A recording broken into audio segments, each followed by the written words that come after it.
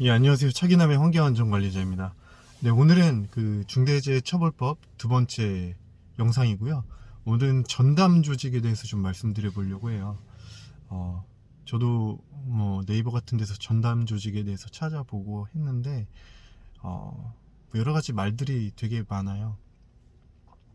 일단 제가 첫 번째로 말씀드릴 수 있는 거는, 어쨌든 이 법을 해석할 때의 기준이 중요하잖아요. 기준. 그 기준은 당연히 고용노동부에서 나온 어떤 공식력 있는 자료가 기준이 돼야 되고, 그것 중에 가장 최근에 나온 중대재해처벌법 해설서, 예, 11월 중순에 나온 중대재해처벌법 해설서가 가장 공식력 있는 기준서다라는 걸 좀 말씀드려요. 이 법에 나온 것 기준으로 이제 우리가 이해를 해야 되고, 그 다음에 이렇게 준비를 해야 되고, 이 법이 이제 처음 시행되고 되는 것이다 보니까 무엇보다 우리가 준비를 할 때 보수적인 어떤 시각으로 접근을 해야 되고, 그 다음에 이 법의 이 해설서에 나와 있는 워딩 그대로를 적용하는 게 일단은 가장 대처가 잘 되는 것이다라는 걸 말씀을 드립니다. 그러면은 이 전담 조직에 대해서 좀 말씀을 드려볼게요. 시행령 제4조 2호에 나와 있고요. 이 전담 조직을 줘야 되는 조건은 두 가지가 있죠. 그래서 첫 번째는 산업안전보건법 제17조부터 제19조까지, 그리고 제22조에 두어야 하는 인력, 그 인력은 이제 법적으로 산업안전보건법적으로 선임을 해야 되는 안전관리자, 보건관리자, 안전관리 책임자 등을 이야기합니다. 그 조건들이 있어요. 그 조건에 맞는 선임 대상 인원들이 3명 이상이어야 하고, 그 다음에 두 번째는 상시 근로자 수가 500명 이상인 사업 또는 사업장이거나, 혹은 뭐 건설안전기본법에 따라서 여기에 해당되는 토목건축 공사업에 대해 같은 법 23조에 따라 평가하여 공시된 시공 능력의 순위가 상위 200위 이내인 건설사업자인 경우, 그러니까 기본적으로 선임해야 되는 대상이 3명 이상이어야 되고, 그 다음에 상시 근로자 수가 500명 이상일 경우에 해당되고, 그 다음에 선임 대상 인원이 3명 이상이거나 아니면은 그 건설산업기본법에 해당되는 경우일 경우, 어떻게 보면 이제 두 가지 케이스로 나눠지는 거죠. 기본적으로 선임 대상 인원이 3명 이상이어야 되고, 다른 하나는 상시 근로자 수 500인 이상, 다른 하나는 그 남옥에 있는 거. 그렇게 해서 케이스가 되는 건데, 이제 여러 가지 케이스를 생각해 볼 수 있겠죠. 예를 들면은 우리가 이제 단일 공장에 500인 이상이고, 거기에 따라서 안전보건 그 선임 대상 인력이 3명 이상이다. 그러면은 이거는 당연히 적용이 되는 사업장이겠죠. 근데 이제 우리가 전담 조직이라고 명칭이 되어 있고, 그 다음에 여기 해설서 상에 보면은 안전보건에 관한 컨트롤 타워의 역할을 하는 조직을 의미한다 라고 되어 있고, 그 다음에 전담 조직이란 특정한 목적을 달성하기 위한 집단으로 다수인의 결합체를 의미하고, 전담 조직의 구성원은 2명 이상이어야 하고, 그 다음에 별도의 인력으로 조직을 구성해야 된다. 그러니까 기존의 사업장 현장별로 두어야 하는 안전관리자 등 외에 별도의 인력으로 조직을 구성해야 된다라고 되어 있어요. 그러니까 이거를 풀어서 좀 더 설명을 드리면은, 만약에 우리 사업장이 단일 사업장, 단일 공장이고 500인 이상의 선임 인력이 3명 이상이어야 돼요. 그러면은 당연히 전담 조직을 둬야 하는데, 그 전담 조직은 몇 명 이상?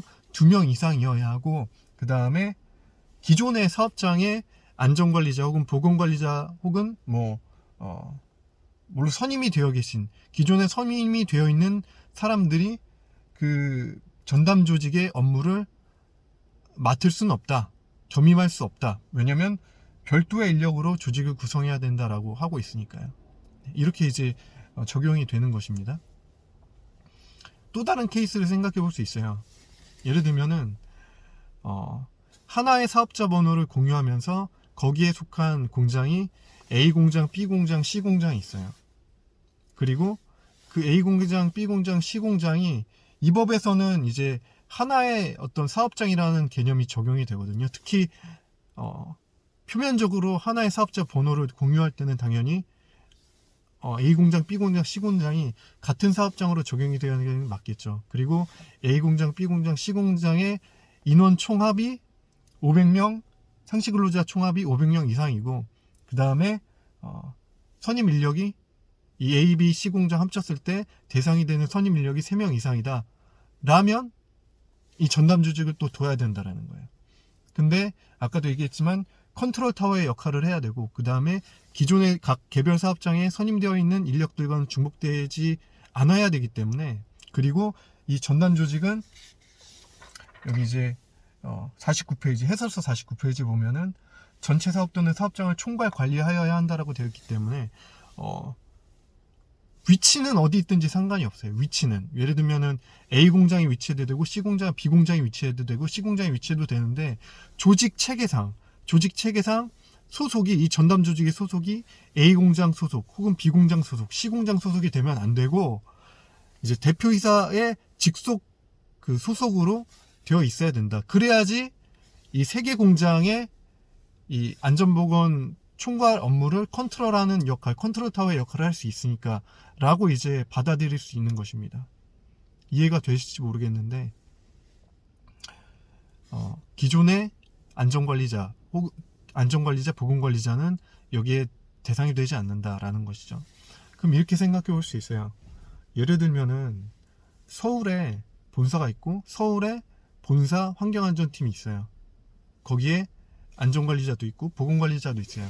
근데 그건 이제 서울 본사에 해당되는 얘기고, 아까 말씀드렸듯이 각 사업장이 있잖아요. 각 사업장이 A, B, C라는 공장이 있는데 A 공장에도 B 공장에도 C 공장에도 각각의 환경안전관리자 선임된 인원들이 있어요. 그러면은 자, 전담 조직이 필요한데 아까 말씀드렸듯이 서울은 그냥 오피스만 있는 거예요. 서울은 오피스만 있고 실제 공장은 A, B, C 공장이 있어요. 그러면은 아까 말씀드렸듯이 사업장 현장별로 두어야 하는 안전관리자 등은 전담 조직에 들어갈 수 없다라고 되어 있기 때문에, 본사는 현장이 아니잖아요. 본사는 어떻게 보면은 이 현장에, 사업장 개별 현장에 소속된 인원이 아니기 때문에 이 사람들은 이 별도의 조직에 들어갈 수가 있다라고 볼 수 있는 거죠. 단 몇 명 이상? 2명 이상. 그러면은 또 이렇게 구성해 볼 수도 있겠죠. 그 서울 본사에 안전관리자, 보건관리자가 들어가면서 각 사업장에 있는 뭐 안전관리자든 보건관리자든 한 명씩 들어간다. 그러면 이제 ABC 공장이니까 5명이 되겠죠.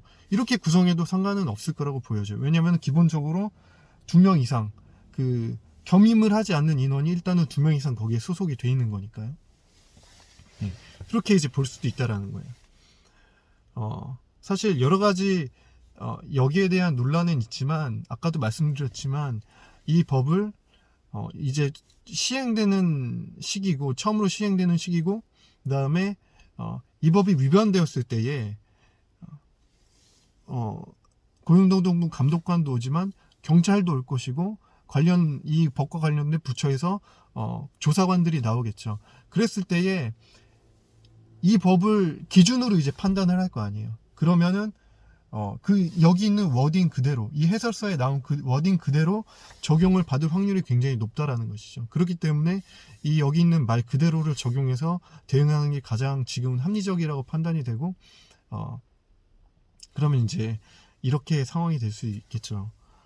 일단 500명 이하라면은 적용이 안 되겠죠. 그러면은 아까 말씀드렸듯이 ABC 사업장이 같은 사업자 번호를 공유하고 있다 그러면은 이제 사업자 번호를 나누면서 500명 이하가 될 수 있게 인원을 조정하겠죠. 그러면은 이 ABC는 각각의 공장이 되고 각각의 사업자가 되고, 그 다음에 500명 이하니까 이 법의 적용을 받지 않을 수가 있다라는 거죠. 전담 조직, 이 법의 적용을 받지 않는 게 아니라 전담 조직을 두지 않아도 될 수 있다라는 것이겠죠. 그러니까 이런 식으로 대응도 가능하지 않을까라고 생각이 되는데, 사실 이렇게까지 하려면은 굉장히 행정적으로 복잡한 일들이 이제 추가가 돼야 되기 때문에 모르겠어요. 이렇게까지 해야 할까라는 생각이 들긴 하는데, 이것도 뭐 이 전담 조직의 적용을 받지 않을 수 있는 방법은 되지 않을까라고 생각이 됩니다. 네. 그래서 일단 여기까지 해서 전담 조직에 대해서 말씀을 드렸고요. 그렇기 때문에 사실 이 영상을 보시는 분들 중에 500인 이상 사업장일 경우는 규모도 크고 어떤 대응 인력도 많기 때문에 이미 이 법에 대한 어떤 해석을 나름대로 하고 또 전담 조직 구성을 하기 위해서 노력을 하고 있으실 거라고 생각이 들어요. 네. 당연히 이제 요즘 얘기하는 그 CSO, 네. 최고 안전 경영 책임자 뭐 이런 사람이랑 그다음에 뭐 또 자격이 되는 사람이 있겠죠. 그리고